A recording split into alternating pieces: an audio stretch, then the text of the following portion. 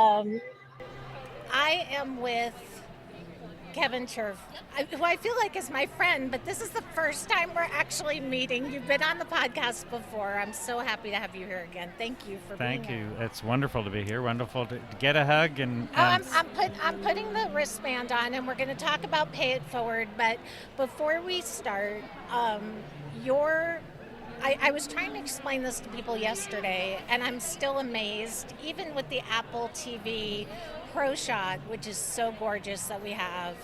Um, People still are just getting to know this story, which is so remarkable. You were on a plane from Paris to New York, right. and you were diverted to Gander, Newfoundland. That's right. And you are, and they call you this in the show, so I'm not being disrespectful. Don't come at me, people. The gay lumberjack. Can't you portrayed in tell? the I show. look like a gay lumberjack. You look like a gay lumberjack. Is the story true? Did you really go and get a flannel thing? That is not exactly true. Okay. What we did need clothes. We were. Let me back up for those that don't know, as you mentioned. Yes, please So back up. on September 11th, my partner Kevin and I, we were flying from Paris back to Austin, Texas, where we lived. And all of a sudden we're 2 hours out from landing, and I see we're over the ocean, and all of a sudden we start descending, and that's not really a good thing.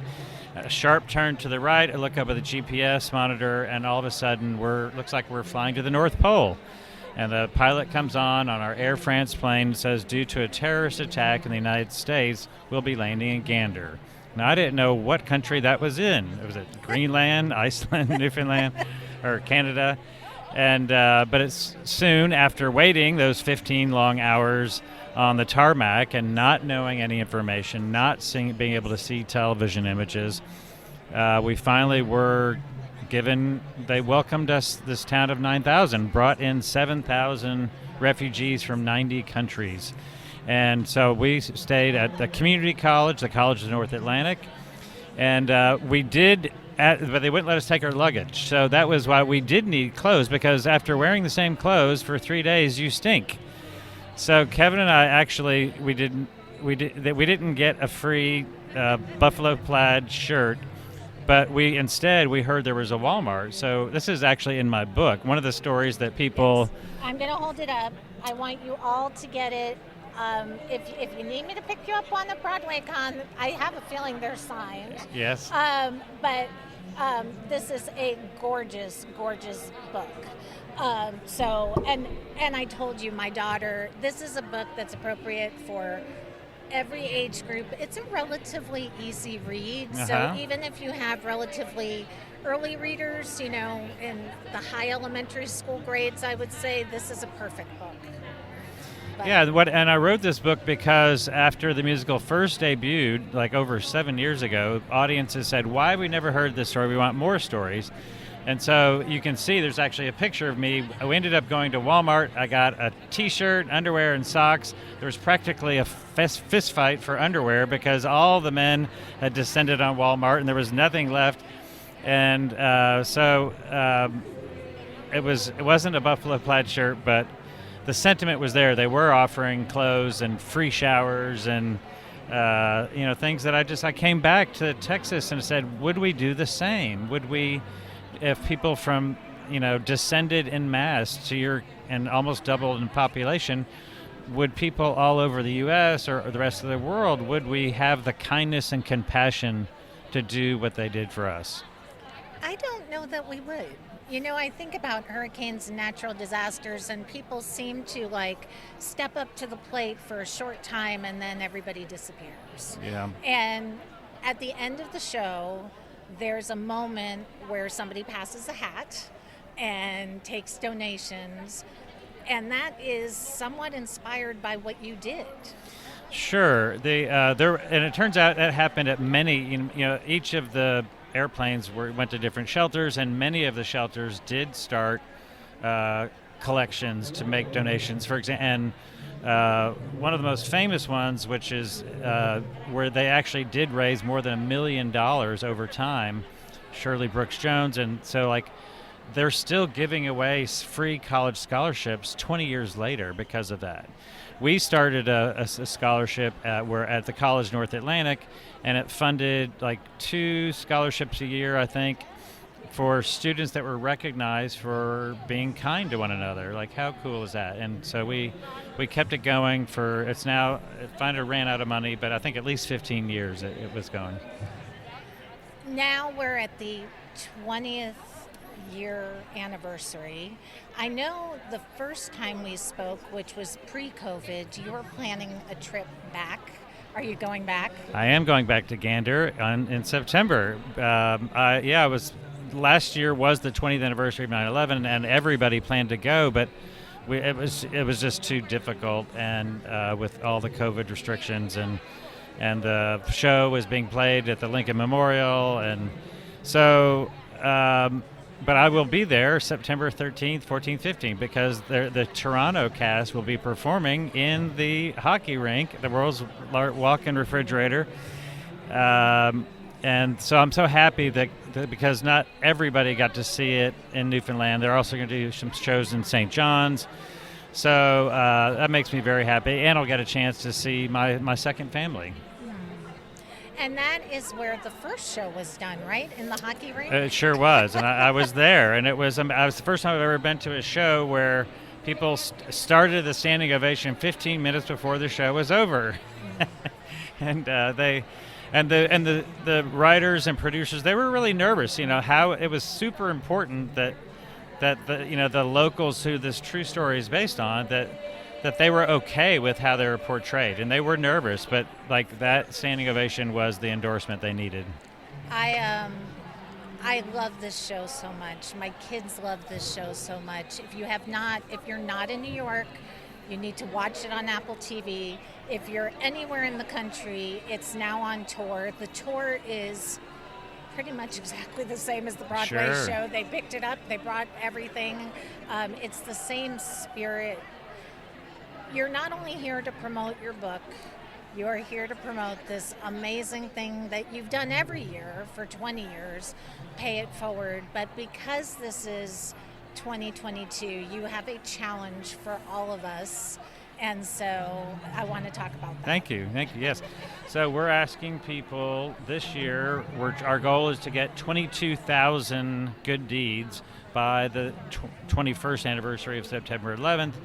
And so we have 11 days of kindness, September 1st to 11th, and we're asking people to get your house of worship, your church, your school, your business, to all get involved in doing any act of kindness, whether it costs money or whether it's free. And what's really remarkable, because of this musical, this effort is now grown to 4 countries, across the United States. It was just something that I did with my staff, and it was their favorite activity every year. And they would go out, and I would give away $100 bills, just like they say in the show. And then they would come back and we would talk about it. And we would have to stock up on Kleenex because there'd be tears of joy as people told these stories of small human connections. Like, oh my gosh, I bought somebody a cup of coffee, and it made me realize that we don't look at each other anymore in the eyes. We're all staring at our phones. And so, another guy, or a woman, she got her whole family, and every year they would take their kids to buy lunch for their local firefighters at the firehouse. And as a result of that, her husband admitted to me in my book that, that practice changed me in how I look at strangers. I saw a guy on the side of the road who ran out of gas, and normally I would have just kept on going, but instead I stopped, I gave him a ride to the gas station, I waited for him to get a gas can, fill it up, and then I drove him back. And I said I would have never done that before without being involved in Pay It Forward 9/11. One of my favorite things that you talked about in one of our interviews, and I'm going to ask you to do it again here, is compassion.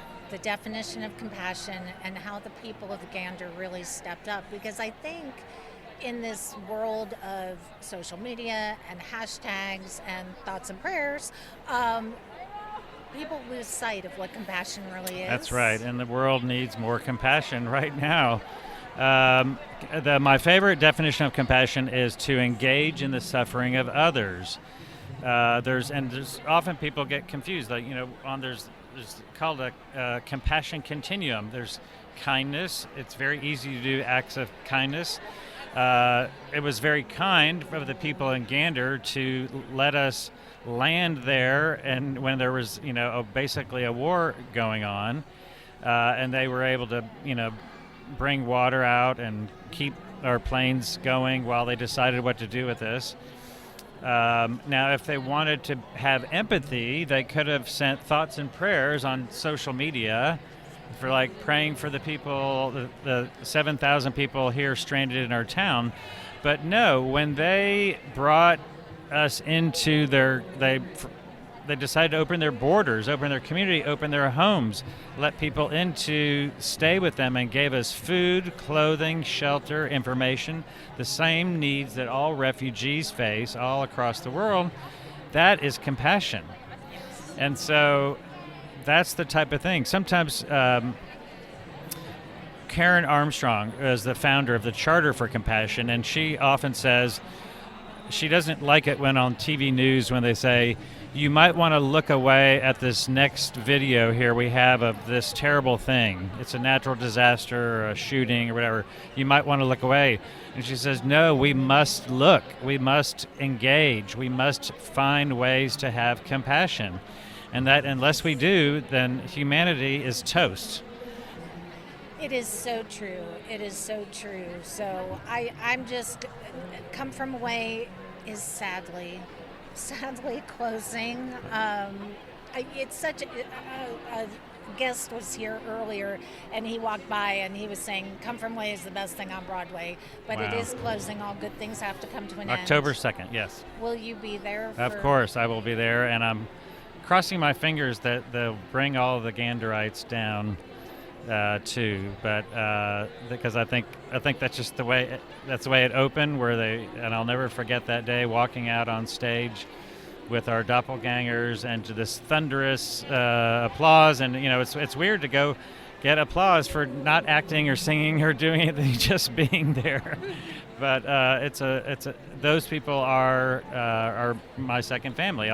We've traveled all over to see the London opening and the Melbourne, Australia opening and the Toronto opening, and so I miss them. I haven't seen them in a long time. Oh, so now will Beverly Bass, there's all these characters in the show that have been woven together by these brilliant songwriters and book writers. You weren't all on the same plane. That part is not actually true. Correct. But now they are all your extended family because you've been brought together by the musical tragedy yeah. and then this beautiful show. Yes, exactly. And so we've all had remarkable experiences and met. Without this, I would have never met 9/11 survivors. I've become friends with a woman who escaped from the Pentagon where it was attacked, and Kathy Dillber, she made it through the flames and escaped. But her sister, who also worked at the Pentagon 50 yards away, didn't make it. And so she does tours of the Pentagon Memorial and tells stories about her sister Patty. But she's also a fan of this show, and so the craziest thing was, I met her like in September, and then in October I'm in Gander at the hockey rink, watching this standing ovation. I turned around, who's there but Kathy Dillber from the Pentagon? She wanted to go to Gander to see this herself and to thank those people for putting a new narrative, flipping tragedy into kindness and compassion. It's so strange. When I took my kids to see it, my son said, a feel-good musical about 9/11. Go figure. That's a dumb idea. It really is. I said the same. I said, what a cute idea. This will never, only Disney shows make it on Broadway. I think was my exact quote. So even after the first time I saw it, I did the interviews, and I gave David Hine, Irene Senkoff, the writers, I gave them my video for reference. But then I forgot about it for a couple of years, and then I get a call, hey, we wrote a musical and you're in it. Like, what? So But it's just been a joyful thing. And what's nice is that I understand the plans are that now this will be licensed to regional theaters and then ultimately even high school productions. So as much as I feel like it might be coming to a close, it turns out I think it's still going to be around for quite some time. I think it'll just have a new life, and it has every single person I know who has seen this show and has researched this story, because there's so much beyond the show that you can research and see. A lot of the video footage we've seen is yours, that we see on TV. I was one of the few people who movies. had a brand new digital camera. But I think that the word of compassion, the word of kindness, you really walk away from the show, I think, feeling a sense of duty to be kind, whether it's to buy a cup of coffee or make a donation or volunteer, whatever it is that's in your power to do. Absolutely, or it could be, we've had some really amazing things last year at Pay It Forward 9/11, where a young sixth grader who he only had not even seen the show, but he just heard the lyrics on the soundtrack, and so he was curious by nature. His name is Jacob Cookson. And he lived in Middle Tennessee at the time, a small town. And he's like, "Mom, what is this? I want to know what this is about." And so he ended up going to his junior high principal and saying, "Can we be part of this 11 Days of Kindness?" And the principal says yes, and in fact says, "We're going to teach the history of what happened on 9/11, which doesn't happen in many schools, strangely enough." So they taught it, and then he was able to get to commit all 500 students that they all would do good deeds. Then he went out into the community at the community county fair and had a booth to promote it. He was our volunteer of the year last year. So he's just like, it's really beautiful. Now he has seen the show. I'm so happy. I'm anxious to finally meet him one day. I love this story so much. You're selling the book. People can find you here at Broadway Con. So if you're in New York, you can meet Kevin here. If you're not in New York, you can buy the book online. channelofpeacebook.com for the book, or you can buy it on Amazon or other retailers. And then payitforward911.org is where you can register for the 11 Days of Kindness. And I encourage everybody to register because we want to hit that 22,000. Yeah, thank you. So thank you, Kevin. Thank you, for Lauren. hanging out with me.